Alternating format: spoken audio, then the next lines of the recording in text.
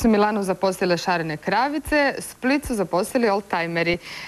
Reliz sportskih automobila pod nazivom 500 km Dalmacije od Splita do Dubrovnika i Kotora te natrag završio jučer i u Splitu su svi izloženi na divljenje prolaznicima.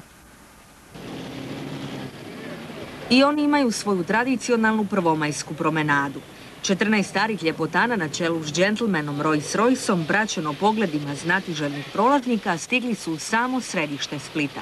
Njihovi vlasnici, zaljubljeni u svoje limene ljubimce, ne bi ih mijenjali ni za što na svijetu.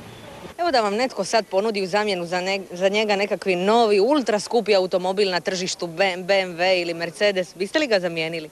Ne bi pod nijednim uslovima. Jako bi bio možda i skuplji auto, ne bi ga dao, jer mi je jako prirasao k srcu, pošto se sad već 8 let vozim s njim i nadam se da će me preživjeti. Tko kaže da ne postoji nesebična ljubav, čak i kad je u pitanju limeni ljubimac? Vlasnici su ih gotovo cijelu godinu dotjerivali upravo za ovaj reli na našoj obali, na kojem su sudjelovala 34 automobila.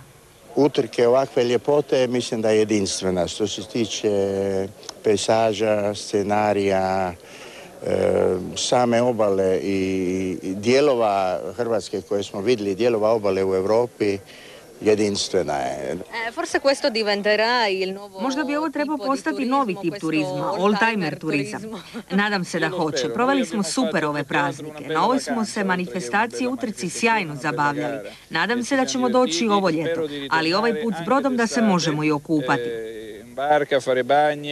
Na listi kolekcionara skupih igračaka susrećemo jednog predstavnika naše zemlje, Splićanina Slobodana Jelića, koji ima ništa manje nego 25 starih automobila. Među njima je jedan od automobila koji je pripadao Titu. Uglavnom to je jedan kabriolet iz 1952. godine koji kad sam ga ja kupio i prilikom čišćenja toga prije 30 godina otkrio sam jednu malu pločicu u njemu koji kaže da je automobil bio na Brionima i bio je stacioniran i znam čovjeka koji je kupio da je kupljen kao na licitaciji od Saveznog izvršnog vijeća kao auto koji je došao sa Briona. Svjetska elita vozila Aston Martin, kakav imao Sean Connery u jednom od svojih prvih filmova o Jamesu Bondu. Vrijednost neprocjenjiva. Imam ga već 25 godina. Ja sam drugi u generaciji. Moj otac već bio kolekcionar starih automobila. Kupujemo ih da bismo ih vozili, ne da bismo ih mijenjali ili prodavali. Zaista ih volimo.